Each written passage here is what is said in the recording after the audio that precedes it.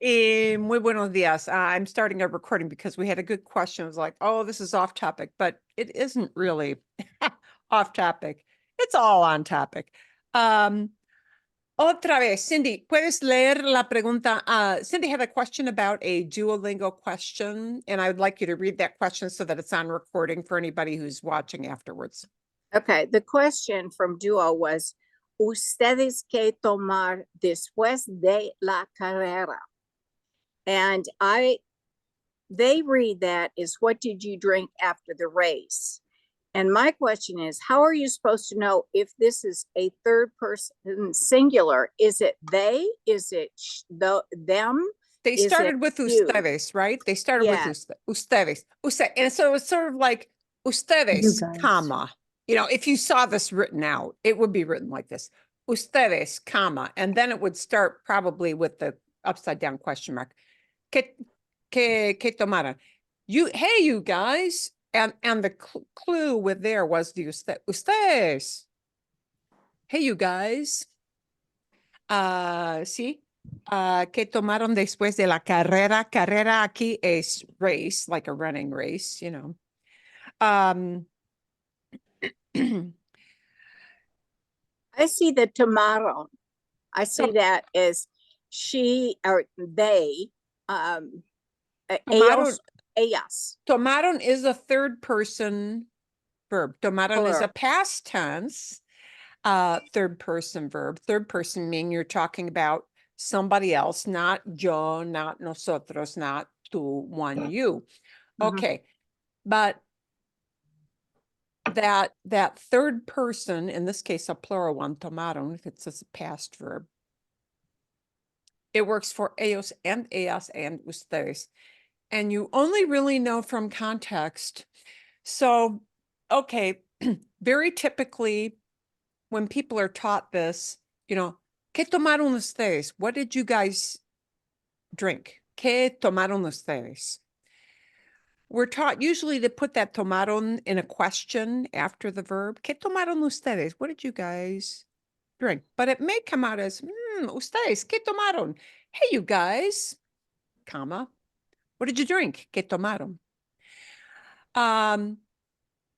There, the ustedes was voiced, actually said. Very frequently in questions, people will drop the ustedes even in a question if it is understood. So if you're standing around in a crowd and somebody makes eye contact with a group of 5 people and they say, you know, like, for those of you who don't know, at these races, typically they hand out lots of different drinks and maybe they want to know what flavor you took out of the cart. ¿Qué tomaron? The ustedes will typically not be even said if I am making eyeball contact with everybody in a group. Salud. Thank you. Typically people will drop the ustedes very frequently, you know. I saw that in something we had in the class, maybe last week or the week before. And I had the question at that time because they didn't have those studies in there. And how are you supposed to know the difference? You're supposed to know, you only know from the context. And the context is actually best when you're face to face with people. Because if I'm looking straight at you, you know, if you're like sitting in a taxi cab with a guy, and he says, ¿A dónde va? ¿A dónde va? He's not saying, where is he going? Where is she going? He's saying, where are you going? And he's being polite.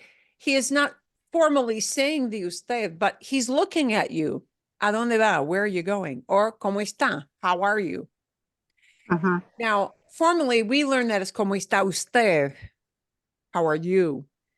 Actually saying the word you. But people will frequently drop it because if they're making eye contact with you and they're using a you type verb, ¿Cómo está? How are you? ¿Cómo están? How are you guys? There are like 3 people in the back seat. Yeah. They'll drop that.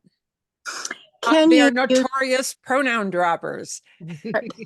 can you use como estás? Because that is a you. If you're only talking to one person, and if you're Yeah. on a familiar footing. And when I say familiar footing, keep one thing in mind. That whole thing of which you to use, right? Yeah. Tú versus usted versus ustedes. And people first learn the difference between tú and usted and then think, great, I got this down. Tú, people you're on a first name basis with. Tú, for talking to younger kids, always. You know, if you talk to little kids, even if you don't know them, you address a little kid as tú. They expect that. Okay. But then, you know, all these little questions start to worm their way, the little doubts worm when, how do I know? Wait, why did somebody address me using a tú thing? But are they disrespecting me? Because they're being super familiar. Amongst, and this is kind of a cultural push, a cultural change. Amongst people, I would say 30 and younger, it is becoming in many parts of the Spanish speaking world common for people to go almost immediately into tú mode as opposed to usted. You know, if in doubt, always opt for usted. If you're in doubt of should I address this person as tú or usted, will I offend them? It is always better to err on the side of caution and say, be polite. But if somebody responds back to you saying tú to you, they are giving you permission. Take that as a green light always for if I feel comfortable talking to you using tú, you can come back at me with, you can switch from usted to talking with me. And this change can happen quickly. People may not feel it's okay to go from tú to usted in a super formal setting. But, you know, even in little interactions, like with people in a grocery store, if they've seen you like 2 times, they may automatically flip into tú to speak back to you. You know, you're a return customer, you came back. We're in tú mode. So you kind of have to take your cue from what other people around you are saying. And that cue for understanding whether it's, you know, is the verb pertaining to ellos or ustedes, you have to go by context. If you're in a group and people are looking you in the eyeball, they probably mean ustedes. And they're just not saying the word ustedes. Okay. Yeah. Thank you. They are notorious subject pronoun droppers. They do not drop object pronouns because that's essential. Object pronouns tells you who's receiving the action, right? You know, you're on your phone trying to locate your friend. It's a crowded area. Ya te veo. Now I see you. That te, you can't drop. Ya te veo. Oh, now I see you. You. We can't drop that particular kind of pronoun. Object pronouns are generally not okay to drop because they tell you who's receiving action, but subject pronouns, drop, drop, drop, drop. They drop it constantly. They don't bother use it all the time. As a matter of fact, it's one of the little cues they listen to, and a lot of people will automatically think, gringo, yo me llamo. Okay. And, you know, for us to say yo me llamo may sound great because I'm being very clear, right? And we in our English speaking brains, because we have to have those pronouns. Yeah. Name is Susie doesn't cut it. Name is Susie doesn't cut it in English. Whose name is Susie? Your name is Susie. My name is Susie. Her name is Susie. Doesn't cut it. But because, verbs are very closely, they're conjugated according to who's doing it. They just really feel free to, well, it's a gringo thing to include the subject pronoun. It's just one of those things. Yeah. So you have to look at context. Do people have eye contact with you? Are they speaking directly to you? And if you have a question, if you're not sure if they mean ellos or ustedes, right? So that going back to that original question, ustedes qué tomaron? You guys, what did you drink? If you're unclear, you might retort back, nosotros, us, Mhm. and they'll totally know. Oh, maybe you weren't paying attention. You didn't get it from the other part of my little conversation. Yeah. And one other question See, with that. Why does ustedes come before the K when you're saying, what did you drink? that was just, that's by chance. It's like us singing English. Hey, you guys, pause. What's happening? Versus what's happening, you guys? What's the difference? In English, not much. What's the difference in Spanish? Not much. Okay. But putting that ustedes right up front may have been a clue of, oh, maybe they weren't paying attention. Hey, you guys. I'm putting it right up front so I'm talking about you guys. Mm-hmm. Thank you. Thank you. Así es, so it is. These are little nuanced things, and and then sometimes the way things are phrased, it makes a difference, and sometimes it doesn't. How do you know? And well, that's why we're in class. Okay. Por eso estamos aquí. For that reason, that's why we are here. Muy bien. Vamos a practicar. Vamos a amplificar. We're going to amplify. We are going to branch out and go into some different things that are still all things pronoun. You had before we get into I'm sorry, not pronoun, prepositions. Prepositions are our main theme today. Before we start, and Marcos and Cindy, I'm sorry for you because you kind of got double duty with this video with the other class as well, but it was so cute I could not resist it. Okay. Game. Before we start on the, deep dive into using our little prepositions and using them with different verbs and why do we do that and just getting used to the patterns, we're going to first go back to the unrelated thing, which was our listening video. Los zurdos, lefties, los zurdos, Z-U-R-D-O-S. Zurdos means a left-handed person. Okay.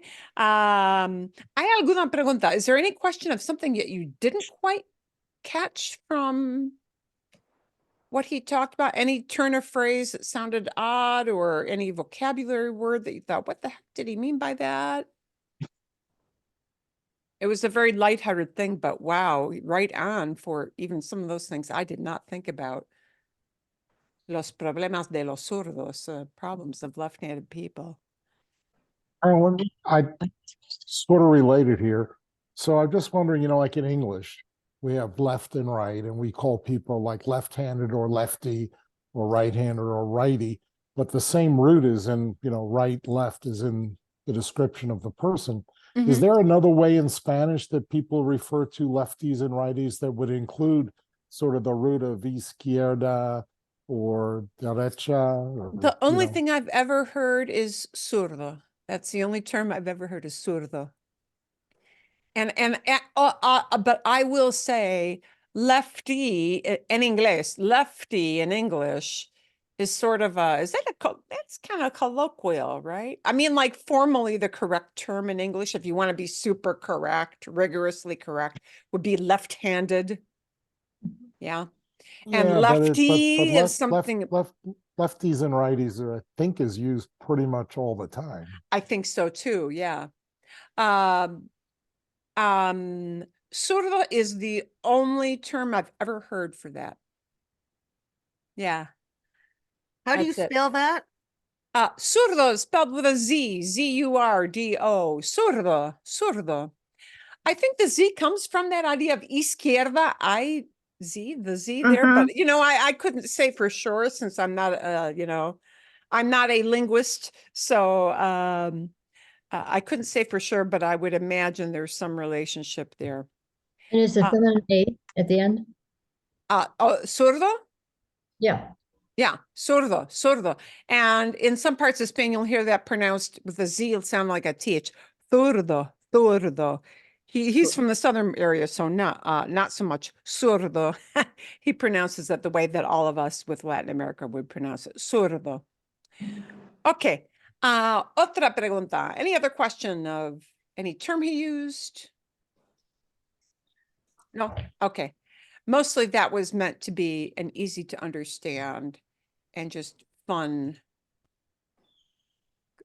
kind of listening comprehension thing. Vale, I do- perfecto. In one Sí. of the videos, they told us that there was a list of the words, prepositions we're working with that you could pull off. I'd really like to get it because I want to get this in my brain. From this Is it- week? This week's- Yeah, yeah. And I don't really know how to pick it up. Is there a list someplace? I I will have a go back list. and check for you, Cindy. You know, the problem with these prepositions is that some of them morph in kind of different ways. I'll give you an example. The preposition detrás, detrás, D-E-T-R-A-S, detrás. The core part of that preposition is that tras part, T-R-A-S. Tras, sometimes you will hear tras used just as tras. Sometimes you'll hear it as atrás. And sometimes you will hear it as detrás. Tras combined with de in the front. Tras combined with a in the front. Actually, there's a very good video for that. It gets a little heavy into the weeds. I'll send you the link for it. But atrás in general is often associated with verbs of movement. And I'll show you a little of that. So the problem with giving you a list is that you'll hear, I haven't ever found a list that is totally 100% satisfying because you have these little changes that happen. The word that has the same kind of core meaning, like atrás, detrás, and just tras for behind, meaning something behind in time or behind in space. And it can be one of those things that you just need to hear how it's being, again, used in context. I hate to say that again, but that is the kind of the key. It's hard to get a good, satisfying list. I will Marilyn, find you some lists to send you, like a website that'll give you Okay. some. But you know what? They always seem to leave something off because there's always some little twist or turn. Prepositions are one of the hardest things to get used to because some of them make sense, are direct like translation, and some make no sense. It's just what they use, and you have to just get used to this is the way they do it. Which is completely unsatisfying for you, but if it doesn't, that's completely unsatisfying, but it is the way it is. So, excuse me, Marilyn. see. I noticed on Google when you ask questions, they came up with the 23 Spanish prepositions that I wrote down. And it does have tras. It does not have atrás or detrás. And there you go. And honestly, you're going to hear atrás or detrás more than you hear just tras, but Google doesn't know. It doesn't. It kind of knows some things. It knows quite a lot, but it doesn't know all of it. And yeah, but that little core of tras is what things get attached to. And when you know and understand that the preposition a is always associated with movement, it makes sense that atrás has a slight shift in meaning from detrás. You know, I'm going to show you a snippet of this video to give you an idea of this. I'm not going to play the whole thing in class because I want to practice with some of these verb plus preposition combinations, but just to give you a feel for, you know, what this will show you. Si estás aprendiendo español, seguramente ya has dudado acerca de cuándo usar el adverbio atrás y cuándo usar And here she calls detrás them en una adverbios. oración. Pues te So what's the difference between Y, saying por favor, atrás and busca el- detrás? Let's see a couple of examples.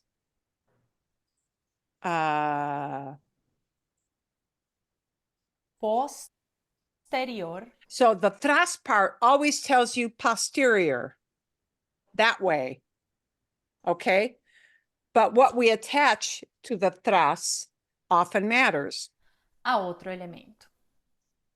En el caso de atrás, lo usamos con verbos de movimiento. We often use this with verbs of movement. Por ejemplo, Hilario corrió atrás del autobús Hilario corrió atrás del autobús. Hilario ran behind the bus. Pero no lo alcanzó, but he didn't catch up to it. He didn't catch up to it. That's the no lo alcanzó part. Corrió atrás. He ran after it. He ran after it, right? He's trying to catch, he missed the bus. What that tells you is that he missed the bus and he's running after it, trying to, you know, get it to stop. Yeah, that thing. Okay. So, un ejemplo, there's a good context example. Corrió atrás, ran behind. pero no lo alcanzó. Atrás también se usa para nombrar la parte posterior de un lugar o lo que se encuentra a nuestras espaldas. But atrás is often used to for things that are like at our back or right behind us, to the back side of us. Por ejemplo, Hilario se sentó atrás del todo en el autobús. Hilario se sentó atrás del todo, sat way behind, or in back of us, in back of us, in back of us. Yeah. So seeing these little examples is often more example than memorizing a list, and knowing that you may hear variations of people using atrás versus detrás, and just take your cue from what you hear people using, and it will start to make sense. Okay.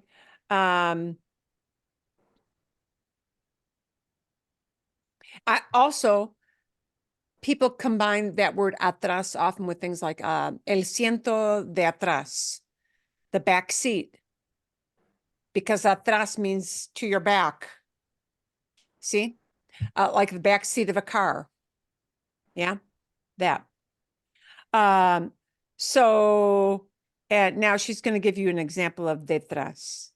When we say something is behind something else and it's stationary, then you may hear more the variation of detrás, right? Corrió atrás, ran behind, is corrió, movement, right?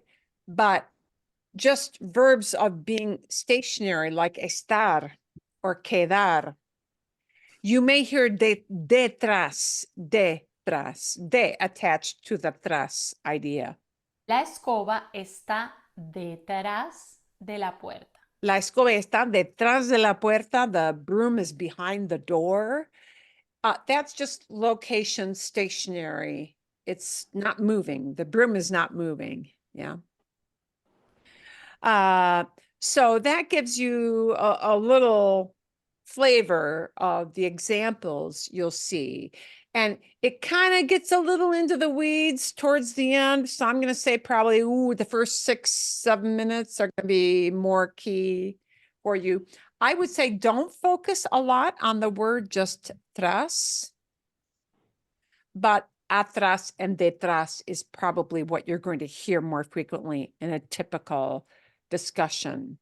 So, or typical conversation. See? Bien.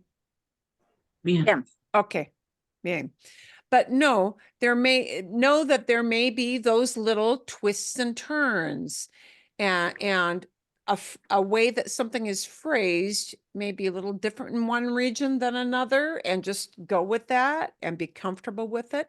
You know, some places you'll hear enfrente de more. Some places you'll hear delante de more.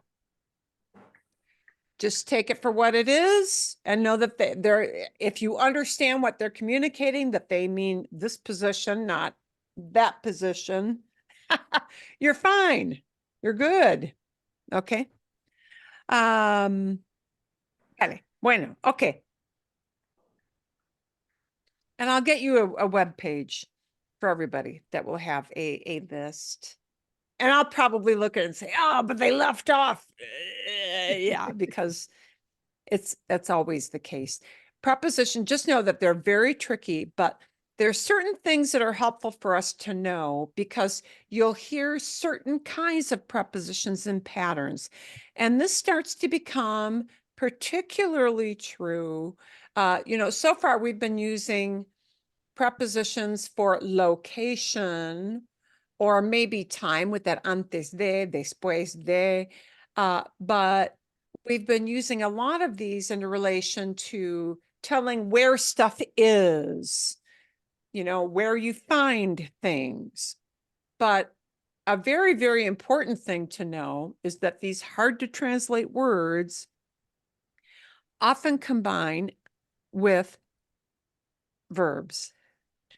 And with some verbs, they must happen. With some, they never happen.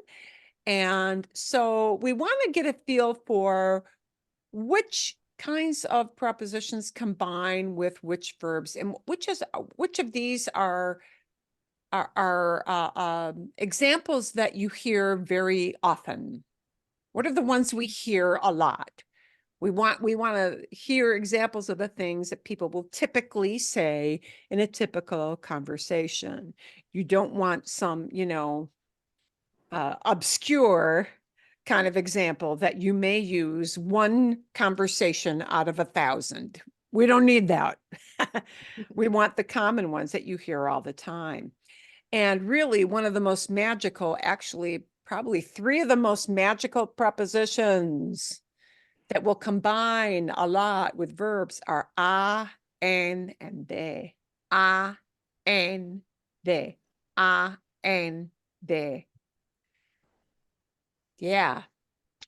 A always talks about movement or an end point, wherever you wind up. Yeah. En means in or on or at, right? And de is just, de just pops up all the time. Yeah, of or from, but it's used a lot. And de in particular combines with a lot of certain kinds of verbs. So we want to take a look at those and practice those a little bit today.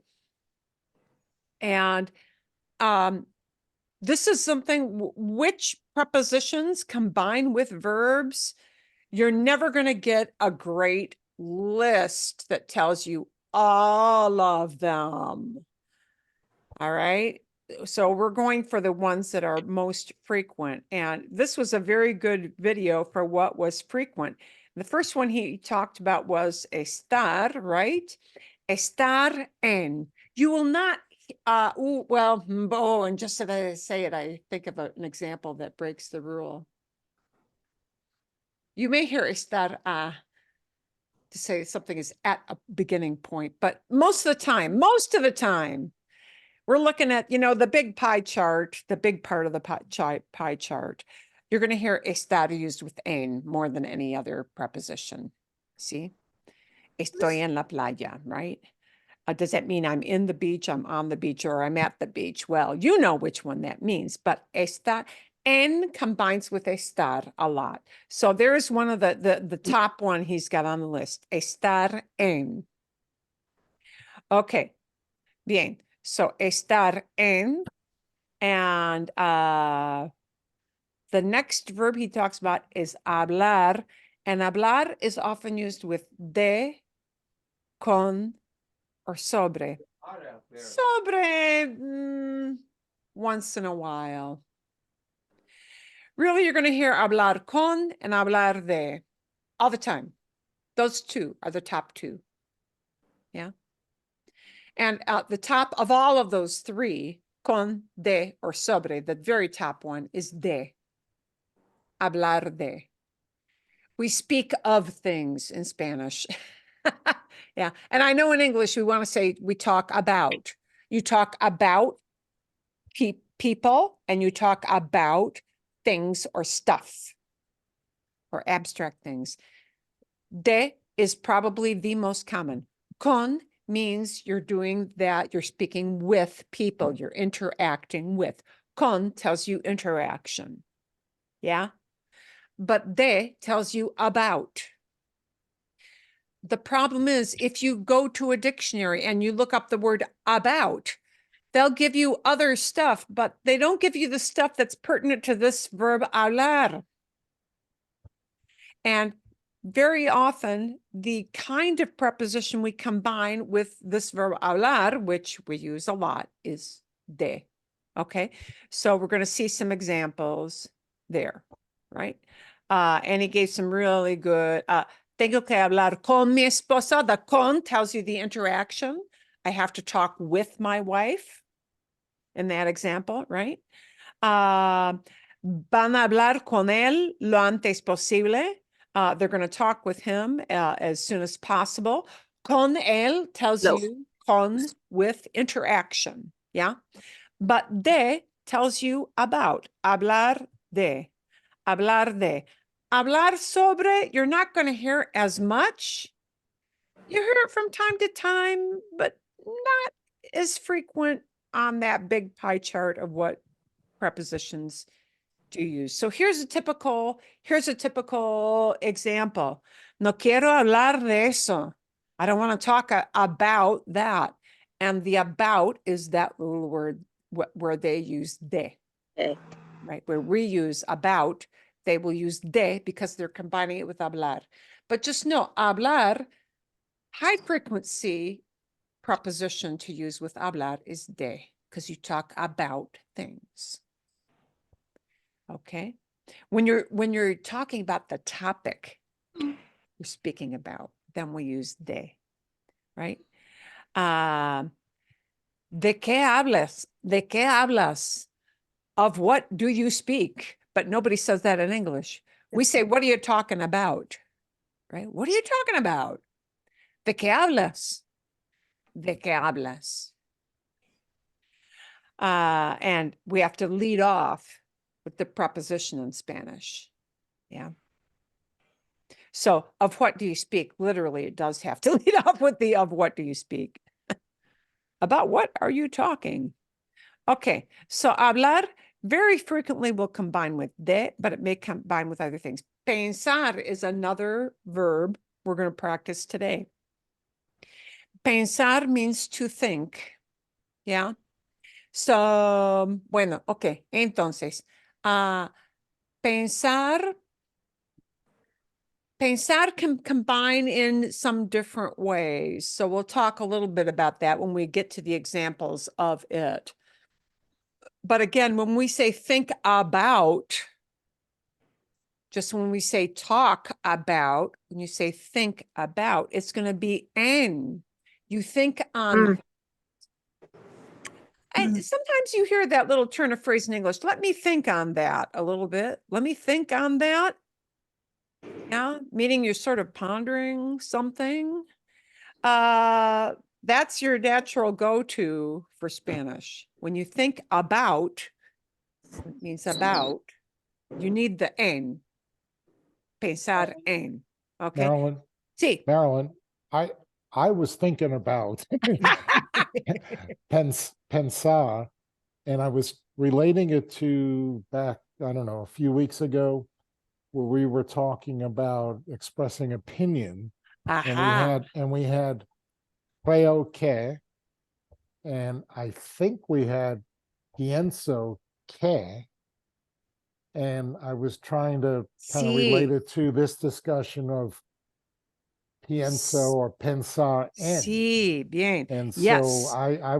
I got confused at that point. Okay. And that's exactly what you have said exactly is something we're going to point out when we do the practice with pensar en. Because pensar can be used in different ways. Sometimes we just say, pienso que sí, I think so. In Mhm. Spanish, that's translated as I think that, yes. Pienso que sí, or pienso que no, I think not. Yeah. I don't think so. Pienso que no. It's that those are the words that have to hang together. But when you think about stuff, it's pensar en.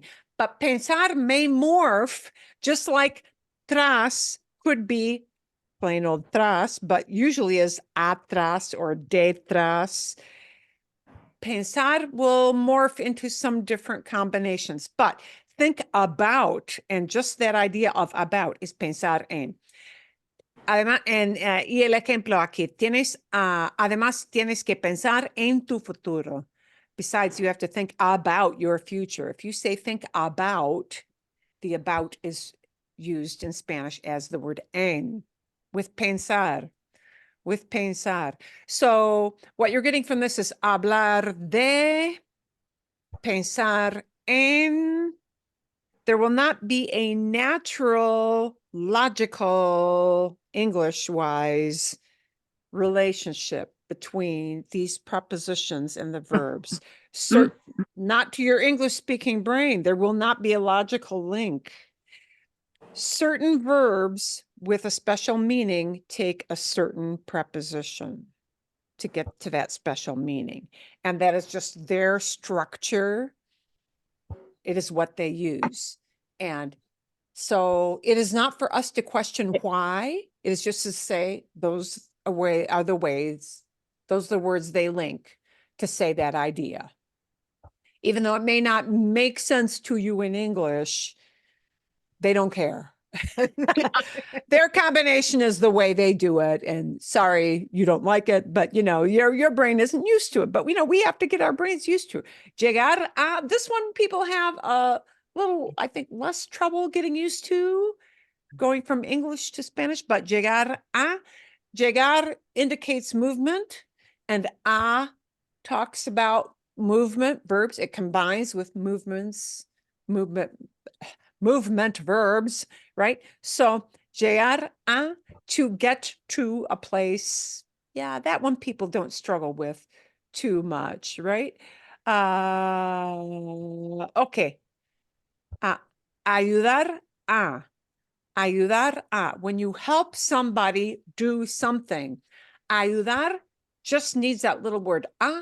It doesn't translate to mean anything at all in English, right? You help your grandkid read because he's learning to read. We need that little a between ayudar and the infinitive. It just has to be there. But what does it Excuse me. mean? Nothing. And it doesn't mean movement either. It's just there. Ayudar takes, it needs that little word a when I add another activity. Is that just with the infinitive? Just when you infinitive, or all the time? Yes, yeah. Because sometimes you just say, well, I'll help him. And that's the end of the sentence, right? That's the end of the communication. And then it'll just be ayudar. Bueno, lo ayudo. I'll help him. And that's the end of it. But lo ayudo a leer, I'll help him to read.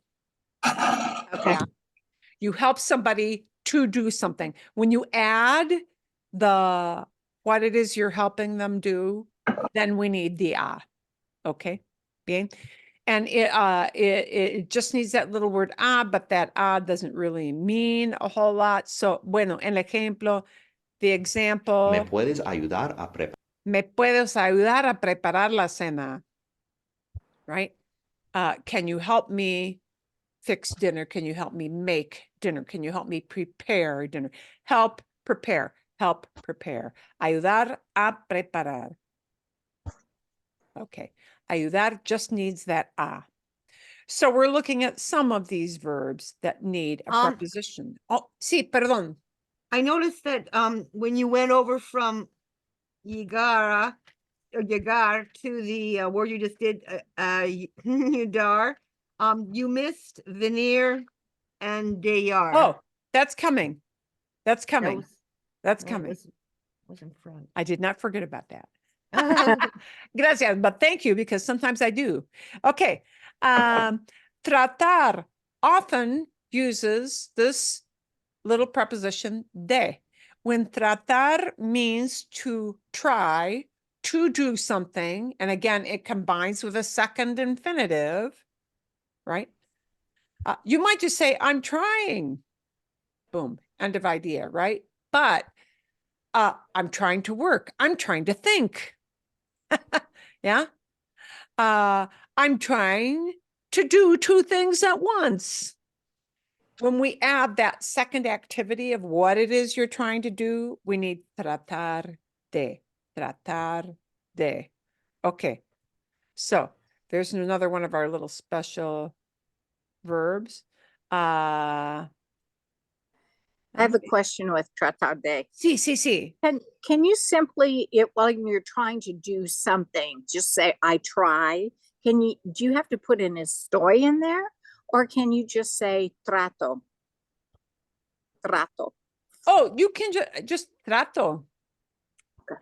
Trato de hacerlo. I'm trying to do it. Okay. Yeah. Thank you. And people sometimes also use intentar, which looks like intent for the try verb, and that is also an acceptable synonym. It's just acceptable. Yeah. But okay. ¿Dónde estoy? Where am I here? Yeah.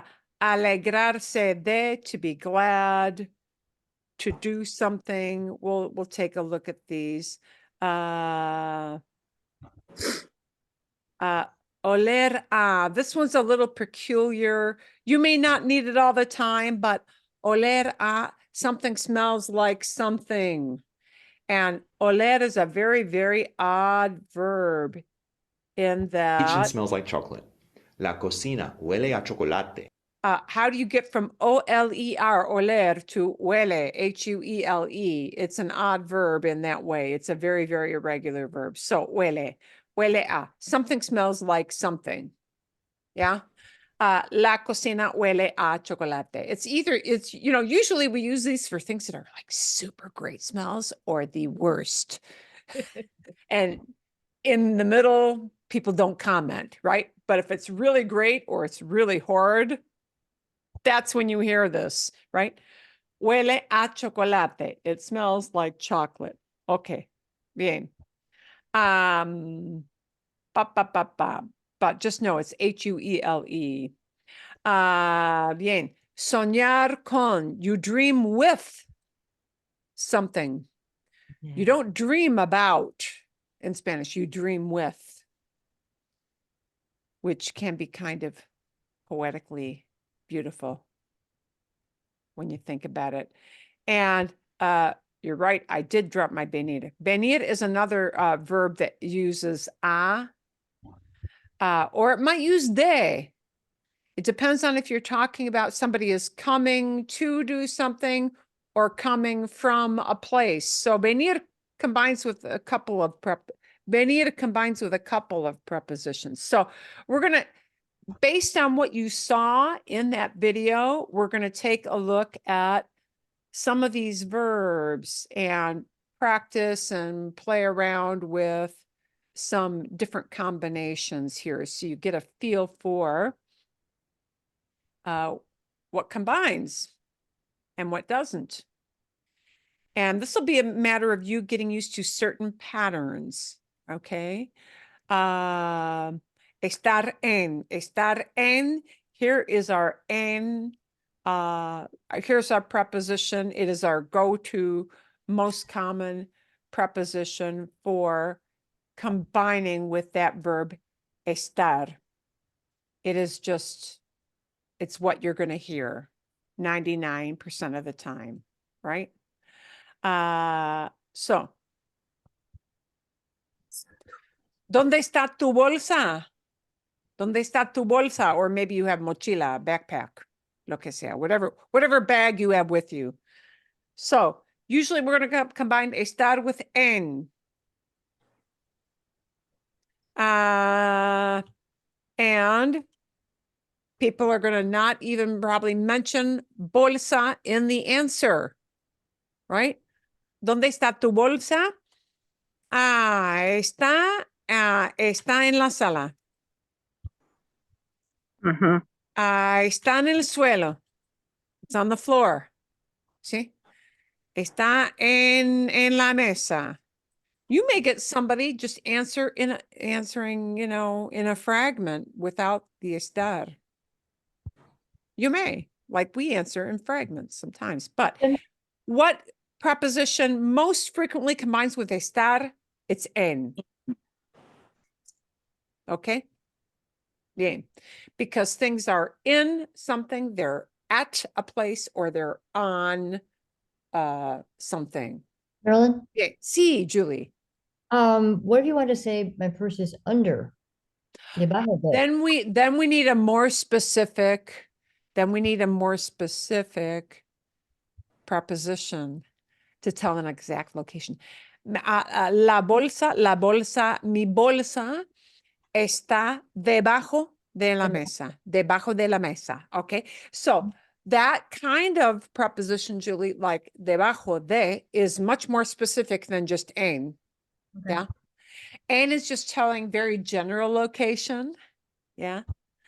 But debajo de, it tells you the specific when you're looking for something and you can't find it. When you gotta like zero in and do a Google map thing of it's exactly in this place, debajo de is your friend.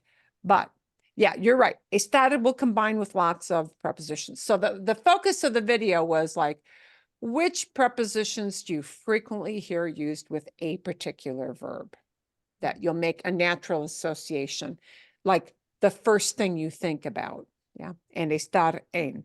So, en la sala, en el suelo, en la mesa, así. ¿Dónde están tus hijos? ¿Dónde están tus hijos? What could we combine with en for that? Mis hijos están en la escuela. Perfecto, perfecto. Mis hijos están en la escuela. They're at school. They're at school. Oh, they're in school? Oh, we might say in English they're in school. We might say in English they're at school. You might say they're one in, but estar en. Perfecto. Muy bien, muy bien. Fantástico. Están en la escuela. Bien. Mis hijos están, and notice they'll probably drop the hijos in the response because they already know. So we're going to notoriously drop the subject. We have no need for it. Están en el parque. ¿Sí?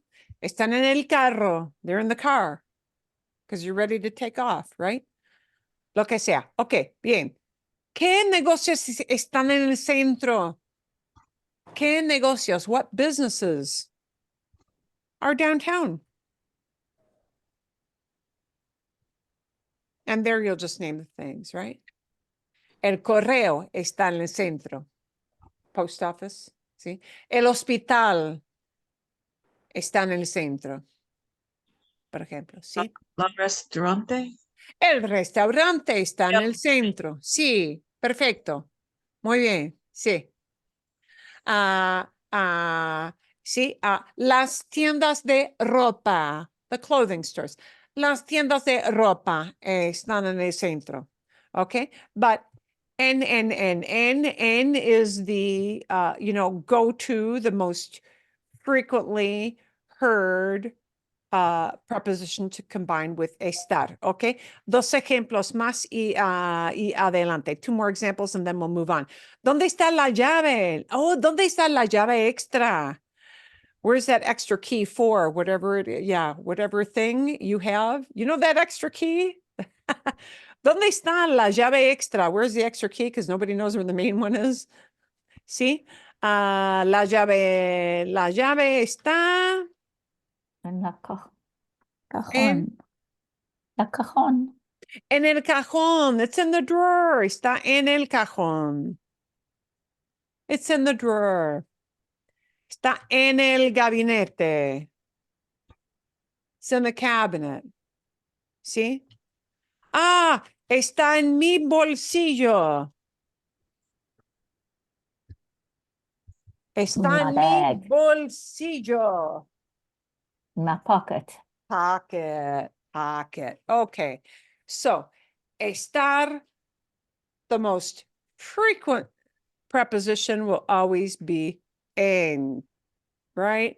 But that debajo de, or, encima de is when we're really looking, I'm truly lost now. I need something super exact, right? ¿Qué plantas están en el desierto? ¿Qué plantas están en el desierto?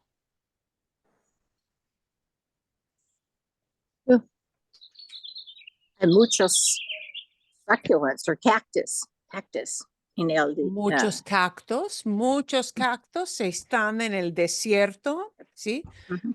Los socotillos están en el desierto.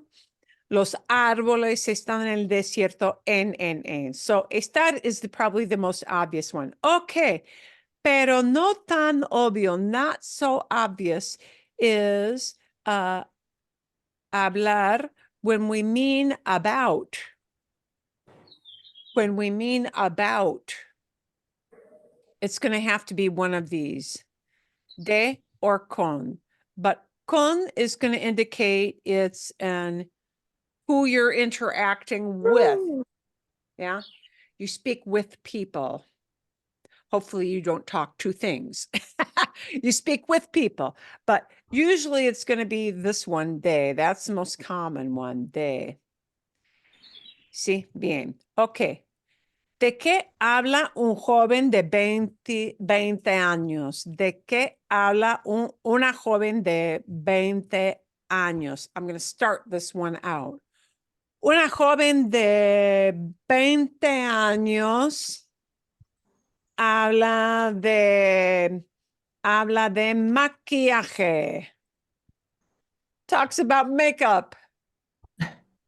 Habla de maquillaje, Mhm. por ejemplo. ¿Sí? Habla de, talks about. Habla de,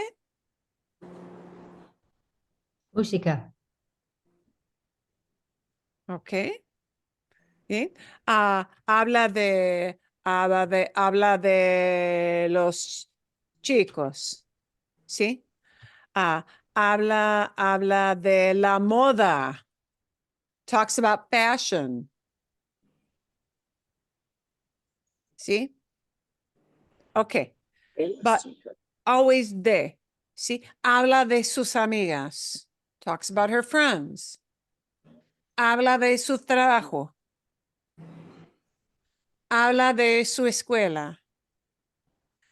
En inglés no decimos we talk of things, pero en español siempre es habla de, habla de, habla de. ¿Ok? ¿De qué hablan los chicos? And here the idea of is what's popular. ¿Qué es popular? The question is asking you, what do they talk about? Meaning what's popular for them. ¿Sí? Ok. ¿De qué hablan los chicos? Una respuesta, a response.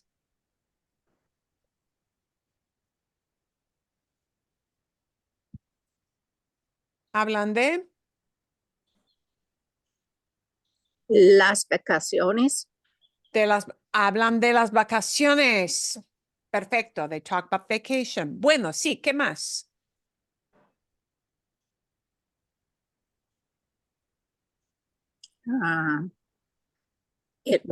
Somebody already said la música. La música, sí, hablan de la música. Perfecto, muy bien. ¿Qué más? Las chicas. Hablan de las chicas, sí, normal. They talk about sports. Deportes. Hablan de los deportes, hablan Bien. de los deportes, sí. Bien, hablan de los deportes. Sí, hablan de la música, hablan de las chicas. Ok, bueno, ¿de qué hablan tus vecinos? ¿De qué hablan tus vecinos?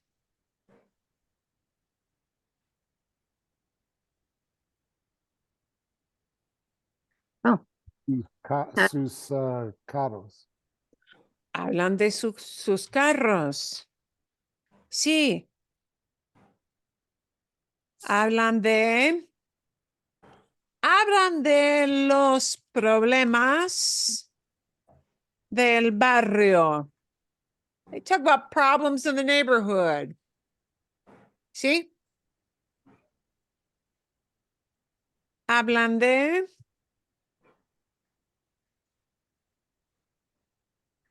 de una fiesta del barrio, ¿sí? Ok. Bueno, ¿de qué hablan? But notice all these have to, when we ask the question, what are they talking about? It always has to start with that de, right? The preposition de that often combines with hablar, that de has to come up front when we ask the question. ¿De qué hablan los políticos? Hablan Nada. de los otros políticos. Hablan de los otros políticos. Sí, bien. Hablan de qué van a hacer. Hablan de qué quieren hacer. They talk about what they want to do. Hablan de lo que quieren hacer. They talk about what they want to do. Hablan de tonterías. They talk about stupid stuff. A veces sí, los políticos hablan de las tonterías. Sometimes they talk just about stupid stuff. Tonterías, tonto es foolish. Tonterías means dumb stuff. Tonterías. Ok, bueno, ¿de qué hablas tú? Yeah, this is talking to tú. ¿De qué hablas cuando asistes a una fiesta? When you go to a party. When you attend a party. ¿De qué hablas?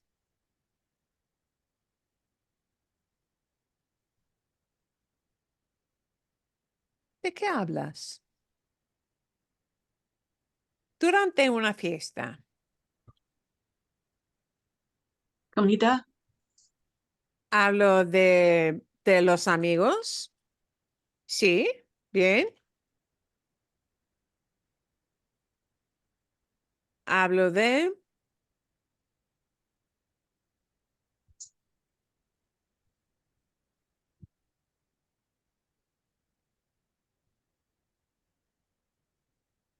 la familia, quizás.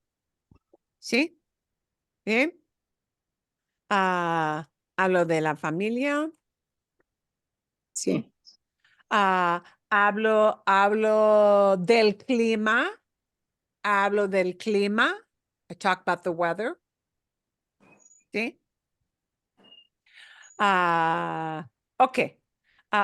¿Con quién? And here we're going to switch gears and use the one that only pairs up. It tells you the interaction.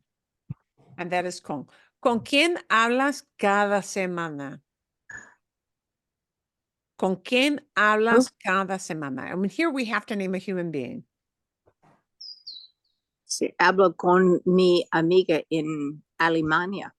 Ah, sí, hablo con mi amiga en Alemania. Perfecto, muy bien. Hablo con cada semana, every week. Con mi hija. Hablo con mi hija cada semana. Bien, perfecto. Hablo con, we have to name a human being here. Mi esposo. Espero que sí, I hope so. Hablo con mi esposo. Sí. Solamente. Con mi esposo, con mi hija. Yeah, you get the idea. Okay, so people. So, Can I ask a question here? sí, sí. We were joking just a minute ago, and I just wanted to keep joking a little bit about speaking to or speaking with my spouse. But is there a kind of a, maybe there's a way of saying the difference between speaking with and speaking to? Oh, okay. You can use to, the a. Hablo a mi esposa, sí. Hablo con, hablar con is, I think, a little more common than hablar a. Hablar con. I Sí. was kind of thinking of when you're You having mean like like a talking two-way, at? yeah, when you're having a two-way conversation using hablar con, but if you're having sort of one of those one-way conversations where you're speaking to someone. Then then I will, sure, that, yeah, that'll make sense. Sí.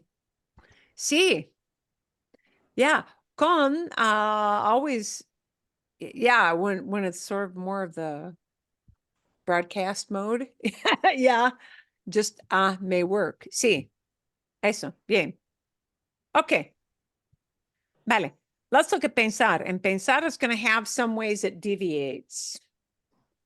So we're going to show you some things that deviates. But when you want to say pensar, and when the idea you need to communicate is about, then you need en. Okay. And this does not translate with English, right? It's just the way they use it. They use the idea of about with the word think as en. So it's something you just have to get used to. It's kind of like the English idea of I'll think on that for a spell. It's sort of colloquial. Pero entonces, cuando voy al supermercado, vamos a hacer unos ejemplos. Cuando voy al supermercado, pienso en, I think about what? La comida. La comida. En los que quiero comprar. Lo que quiero comprar, what I want to buy. Sí. Pienso en los precios. Pienso en los precios. I think about the prices. Pienso sí en las cosas que están en oferta. I think about the things that are on sale. Posible, bien. But when you think about pensar en. So that takes a little effort for us to include that little idea of en. No pienso nunca en. I never think about.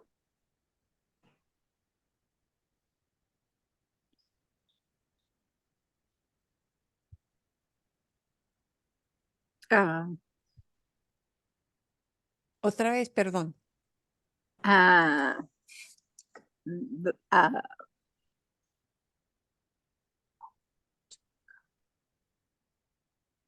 Ir, No pienso nunca en. Ir a piscina. They never Ir, think about. en ir a la going. piscina. Yeah. Ok. Bien. No pienso nunca en ir a la piscina. I never think about going to the pool. No pienso nunca en. No piensa nunca en el pasado. I never think about the past. No pienso nunca en. Oh, no pienso nunca en mi viejo novio. I never think about my old boyfriend. ¿Sí? Algo más.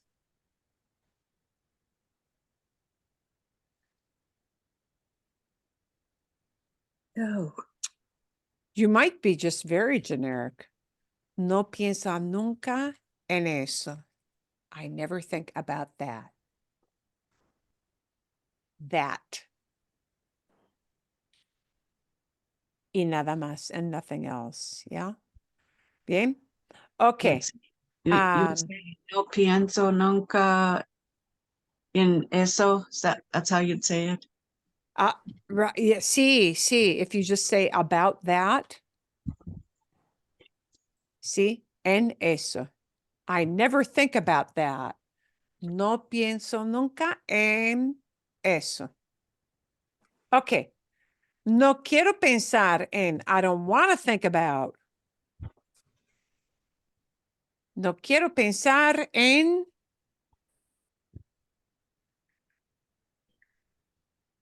No quiero pensar en limpiar la casa.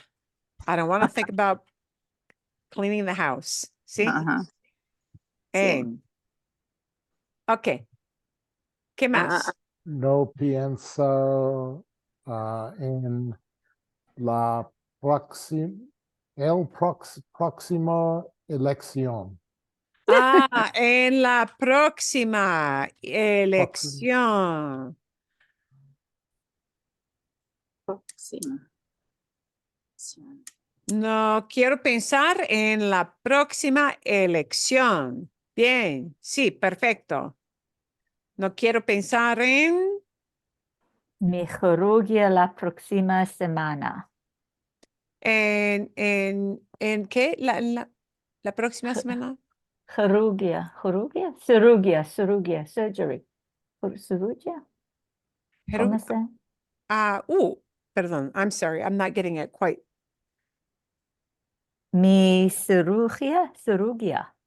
Surgery. How do you Oh, say surgery? cirugía. La próxima semana. La próxima. Uy, sí, lo siento, sí. Cirugía, en la cirugía. Cirugía. Cirugía. Cirugía, con G. En la cirugía. I don't want to think about surgery. Uy, sí. En la cirugía. Muy lógico, ¿sí? No quiero pensar. ¿Cómo se dice getting old? Qué buena pregunta. No quiero pensar en envejecer.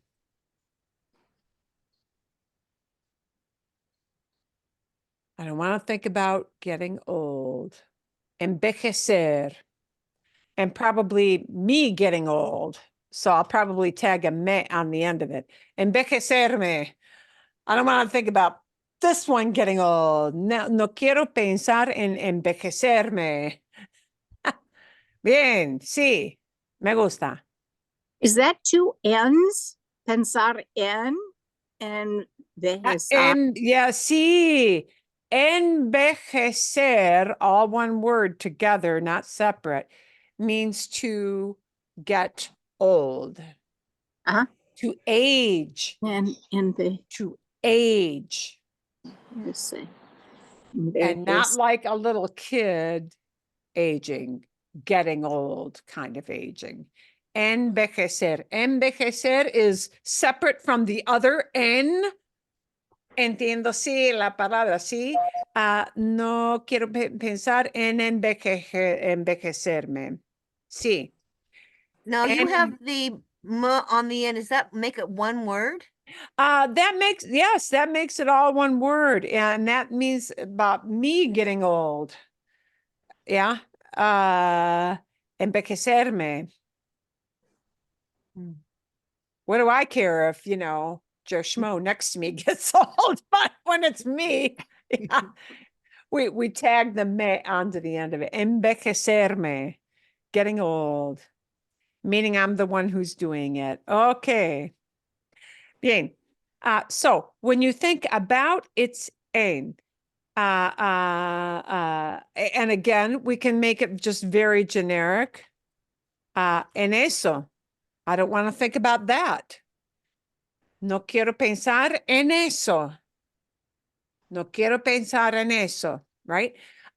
Eso is sometimes a helpful generic word to use because we just say about that or, yeah. So there's the that word. So here's our cuidado. Here's our watch out. Our watch out.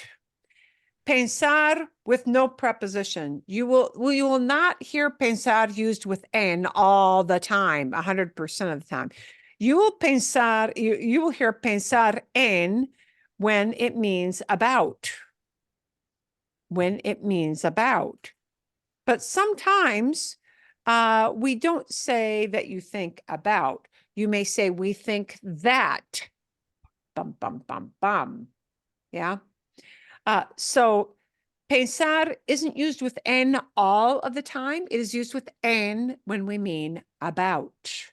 Pensar en, think about. But sometimes pensar is used with no preposition at all. It might be followed by an infinitive. And actually, there are a few ways of using pensar. So we're going to try to squash this all in. Let me take all the other gobbledygook out. Okay.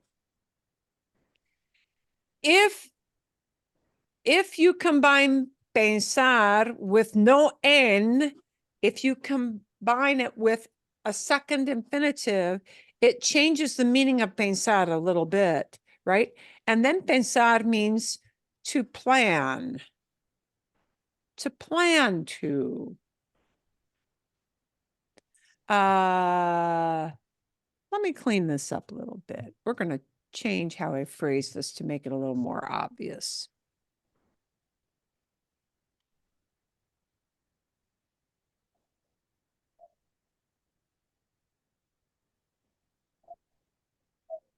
Okay, pensar, not within, but just next to an infinitive means to plan to. Pienso buscar mejor empleo. I plan to look for a better job. ¿Sí? Pienso ir al centro. I plan to go downtown. So sometimes pensar is not used with en. Pensar is used with en to say think about. But when you plan to do something, they phrase that as pensar plus an infinitive. Okay. Pensamos cambiar los colores de la habitación. We plan to change the colors of the bedroom, meaning you're planning on doing a paint job, right? So pensar right smack up next to the infinitive is plan to do something. It says that you have an intent. See? Bien? Sí, Cindy. Quick question. Going back to the line before where it says, pienso buscar mejor empleado. Now, why am I wanting to say, pienso buscar un empleado mejor? Oh, you could say that. See. Does the mejor, is that supposed to come before or after you're describing the job? Un empleo mejor, a better job. Mejor empleo, better employment. A better position. Better position. Sometimes you hear mejor before a noun and sometimes after. Yeah, Oh, yeah. so it doesn't, okay. Mejor And empleo is just a better position. Yeah, a better position. And I'm gonna kind of rephrase this. Let's look at another way. I need to put these into more comprehensible organization here, now that I'm thinking about it.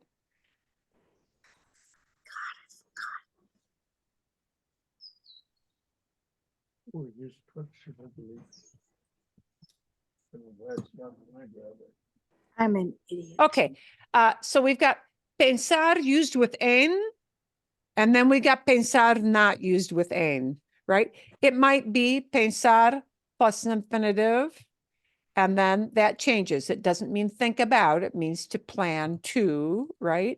And we're going to take a look at another thing that is a little bit different. Pensar que. That means to think, that.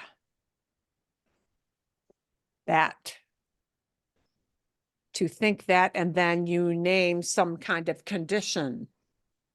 Yeah. So pensar isn't 100% all the time used only with en. Okay. Our end point is that pensar can combine with en when it combines with en and it specifically means about.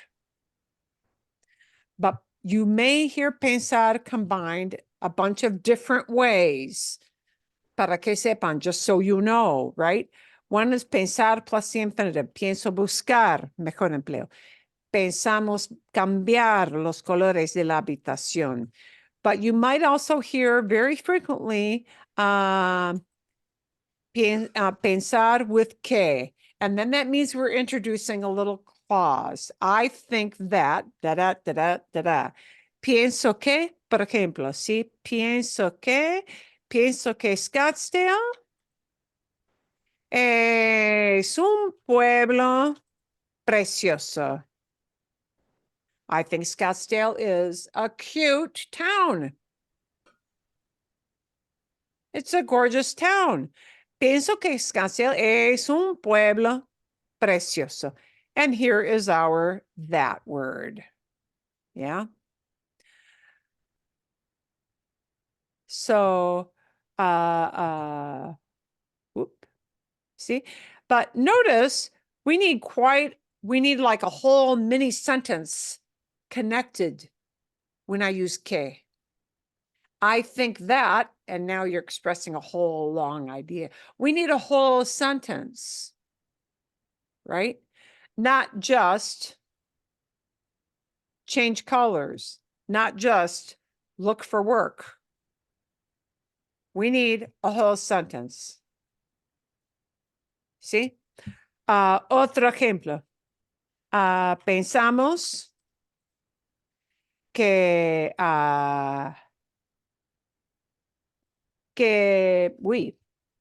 pensamos, no.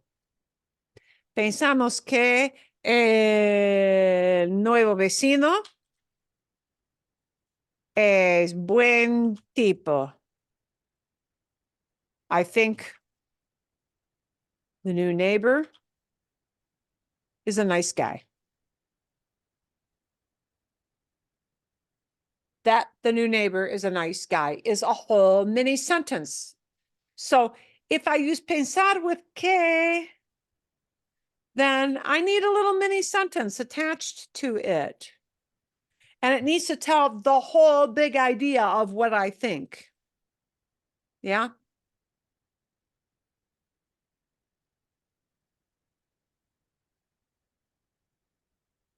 Pensar en mentions what I'm thinking about. But this has to tell a whole mini idea. All right. You need a whole sentence idea here. Okay, bien. So pensar We'll do a bunch of different things. Okay. We're going to get a little bit of practice with llegar a. We probably won't get to all of these, but we'll get to as many of these as we can. Okay. Llegar a, arrive at, right? And a always tells you it's an endpoint or a motion or a destination. Yeah. And sometimes it talks about time. ¿A qué hora llegas a casa? ¿A qué hora llegas a casa? And here's our to the house. Here's where our endpoint is. House. ¿A qué hora llegas a casa? Por ejemplo. ¿Cómo se contesta? How might you answer that?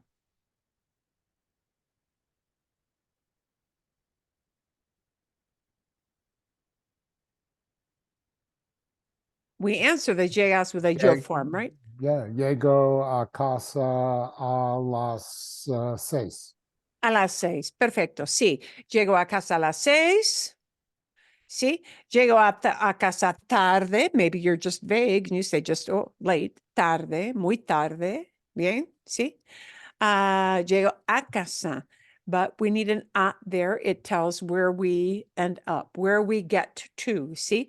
O cuando llegas a la oficina. A la oficina. Or is there some reason that your examples there, llegas a casa, but llegas a la oficina? Or why do we have a la with the oficina? Sí. A casa just means home. Yeah. As Home. opposed to As opposed arrive to at the house. house. Sí, eso, sí. ¿A qué hora llegas a la casa de tu hija? When do you get to your daughter's house? A la casa siempre es the house and it's somebody's house. But a casa is always home. Sí. ¿Cuándo llegas a la oficina? Llego a la oficina a la misma hora todos los días. Sí, llego a la oficina, sí, a la misma hora, same time, sí, a la misma hora, todos los días. Okay, llegar a, not too bad, llegar a. Here's our venir. Here's the one you wanted to come to, and we only had a very few examples of that. But venir is another verb. It might have two different prepositions used with it. So we want to kind of pay attention to that a little bit. And this will probably be the last bit we get to today. Venir, to come, will be combined with either a or with de. The a will indicate a destination or that you're coming to do something. The de emphasizes where the origin is, right? So let's look at the origin idea. Venir de, to come from. And this one corresponds pretty easily to what you're used to in English. ¿De dónde viene tu familia? ¿De dónde viene tu familia?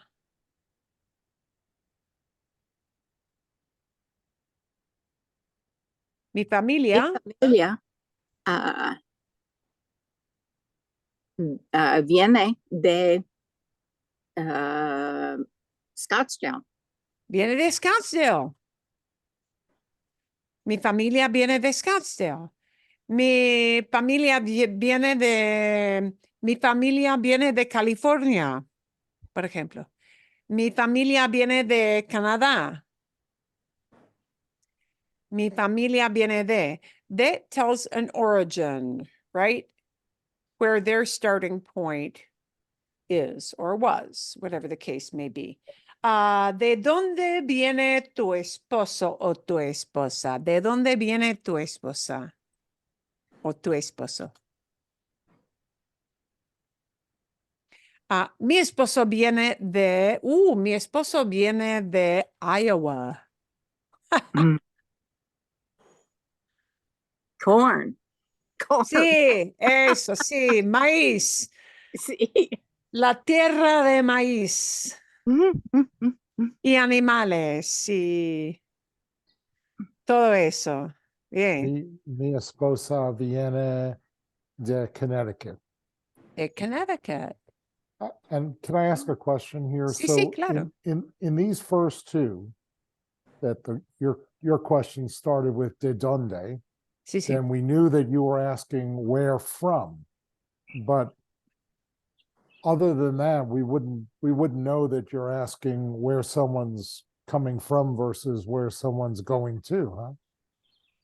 Well, all we're showing is that venir might be combined with more than one preposition. So the lead off preposition in that question tells you they want origin if they're using de. Yeah. When we're talking about destination, you know, wherever that person's going to end up, right? Then we need an a. So venir does not combine with only one preposition. It might combine with a couple, and it depends on if you're talking about origin or where the person winds up. Okay. Entonces, cuando vienes a la fiesta, when are you coming to the party? Now we're talking movement and an end point where somebody's going to end up. See, cuando vienes, vengo a la fiesta, and then we need a time, right? Vengo a la fiesta el sábado. Vengo a la fiesta a las 8. Lo que sea, whatever it might be. ¿Sí? Mhm. Bien. Bien. Okay. Vale. Oh, okay. Yeah. Oh, okay. We'll have time to fit one more in. We're going to have time to fit one more in. Una cosita más. Dejar de me is, well, one of the ways. There's more than one way, but it's one of the ways to say to stop doing something. And I would say this is probably the most, this is super common. Dejar de. This is one of those situations where de is a magical little preposition, and de has to combine with this verb dejar to take on the meaning of stop doing something, right? Dejar with no verb, or excuse me, dejar with no preposition de, dejar without the word de means to leave something behind. Okay. So when you leave behind a tip, when you leave your jacket at home because you don't need it, see? Dejo la chaqueta en casa porque hace calor. I'm leaving the jacket at home because it's warm. See? Okay. Pero to take on the meaning of stop, we must combine a specific preposition with a specific verb. And we have to take dejar and combine it with de to get to the meaning of stop doing something. And then we just add whatever you stop doing with the infinitive. Los niños no dejan de, por ejemplo, los niños no dejan de gritar. The kids won't stop yelling. ¿Sí? Los niños no dejan de. They won't stop doing what else?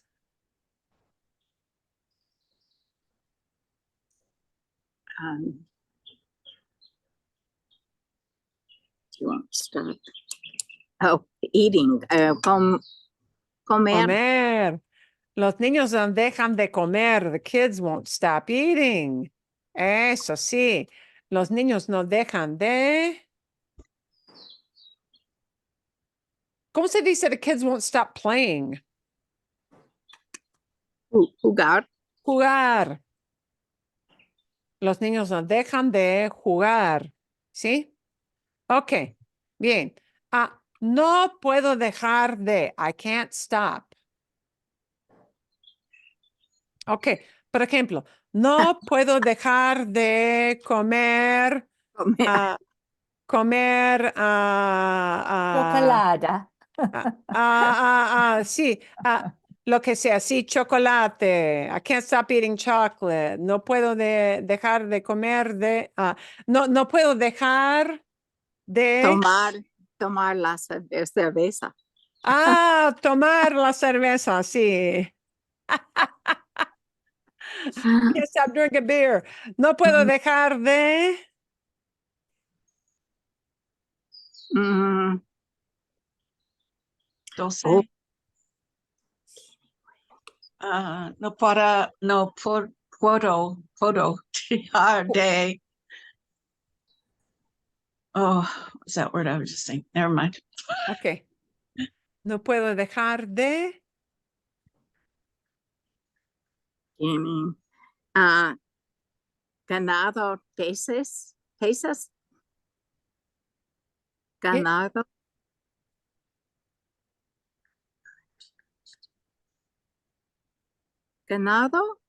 Ganado pesos.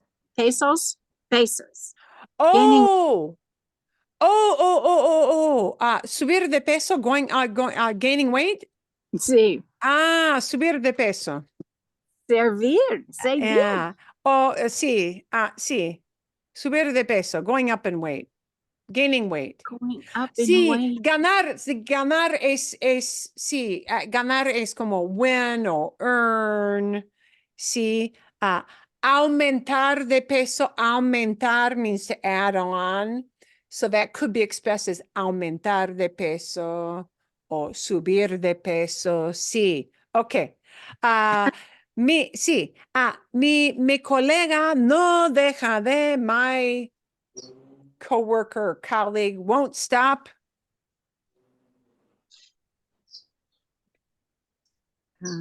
Quejarse. Otra vez, perdón, Tanita. Quejarse, to complain. Quejarse, sí. Mi colega no deja de quejarse. Won't stop complaining. Eso, sí. Perfecto. Hablar. Hablar, no deja de hablar. Bien. Mi colega no deja de Gritar. gritar. Sí, eso. Perfecto. So, Marilyn, I should know this, but maybe you could just do a quick reminder. So instead of these sentences, which are all kind of like in the, just stop, somebody stop doing something. Could you just show us the command form? Like if I want to say, sí, stop, sí. stop eating. Stop eating, sí. Ok. Buena pregunta, Mark. Muy buena pregunta.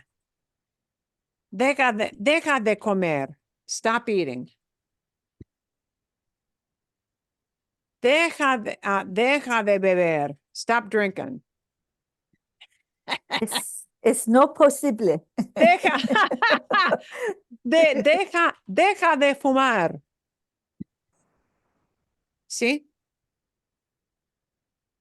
Deja de quejarte. Stop complaining. ¿Sí? Deja is a command when it's, somebody in your family.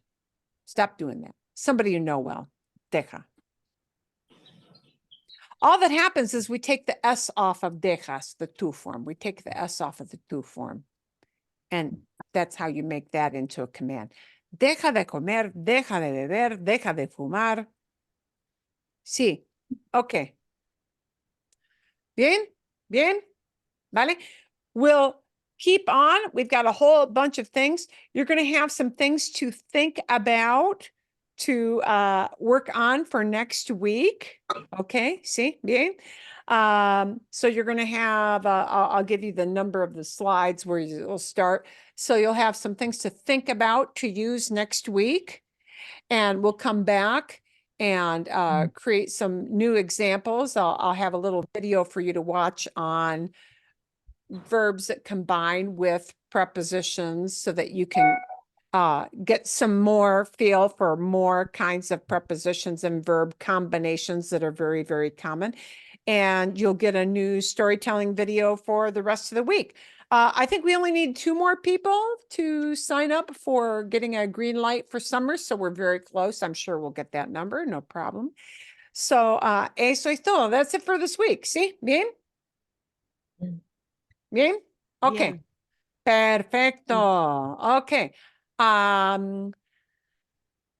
Verbos con preposiciones típicas. Yeah. Verbs with typical prepositions. And we'll keep going with that for next week, la semana que viene. ¿Sí, sí? Muy bien. Sí, bien. Ok. Gracias. Vale. Gracias a ustedes. Gracias a ustedes. Sí, que tengan muy buena semana. Have a really good week. Sí. Hasta luego.